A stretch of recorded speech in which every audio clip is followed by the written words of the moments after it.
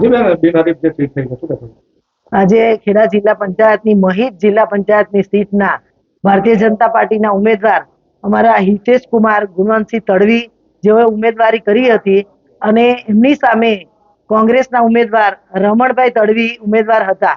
ભારતીય જનતા પાર્ટીની વિકાસ ધારા પ્રદેશ મોવડી મંડળ માન્ય જગદીશભાઈ વિશ્વકર્માજીના નેતૃત્વ જે પ્રકારે ગુજરાતમાં સ્થાનિક સ્વરાજ્યની ચૂંટણીઓ લડાઈ રહી છે એને જોતા અને કેન્દ્રમાં શ્રદ્ધેય વડાપ્રધાન નરેન્દ્રભાઈ મોદી સાહેબ અને ગુજરાતના મુખ્યમંત્રી માન્ય ભૂપેન્દ્રભાઈ પટેલ સાહેબના નેતૃત્વવાળી સરકારમાં વિકાસ જે થયો છે એને જોઈ અને વિકાસથી પ્રભાવિત થઈ ભારતીય જનતા પાર્ટીની વિચારધારાને પ્રભાવિત થઈ અને આજે આ રમણભાઈ ભારતીય જનતા પાર્ટીના ઉમેદવારને સમર્થન આપી અને ફોર્મ પાછું ખેંચી લીધું છે અને અમારા ભારતીય જનતા પાર્ટીના ઉમેદવાર બિનહરીફ વિજેતા થયા છે. આજે અમારી સાથે જિલ્લાના પૂર્વ પ્રમુખ અને પ્રદેશ ભારતીય જનતા પાર્ટીના મહામંત્રી ભાઈ શ્રી અજયભાઈ બ્રહ્મભટ્ટ, જિલ્લાના પ્રભારી રમેશભાઈ અને સંગઠનના બધા જ હોદ્દેદારો સાથે રહી અને બંને ઉમેદવારો જે અમારા ભારતીય જનતા પાર્ટીના ઉમેદવાર વિજય થયા છે તે અને જે કોંગ્રેસના ઉમેદવાર હતા અને જેમને ઉમેદવારી પાછી ખેંચી છે એ પણ આજે ભારતીય જનતા પાર્ટીમાં કમલમ ખાતે જોડાઈ અમારા બધાની હાજરીમાં ભારતીય જનતા પાર્ટીમાં જોડાયા છે.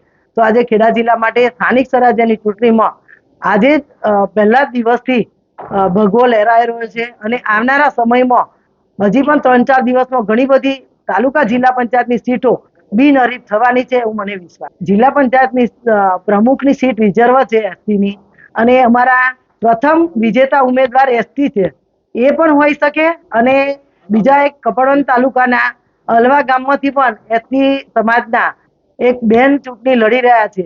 એટલે આ બંને એસટી સમાજના ઉમેદવારો ભારતીય જનતા પાર્ટી પાસે છે. કોંગ્રેસ પાર્ટી પાસે આ સમાજના ઉમેદવાર નથી તો આ બંનેમાંથી કોઈ પણ પ્રમુખ હોઈ શકે છે. My school is one such future ready school where I understand each and every concept taught in the class and don't rote learn, where teachers don't just use books and blackboard to teach but use new ways of teaching and learning like audiovisual learning, activity-based learning and group activities which enhances my conceptual understanding. My school also teaches coding, which is an important 21st century skill. Not just that, I get an opportunity to showcase my skill on a national platform. And with all this, I acquire important skills that make me future ready and confident. Would you also like to know where is my future ready school? Visit now and see for yourself.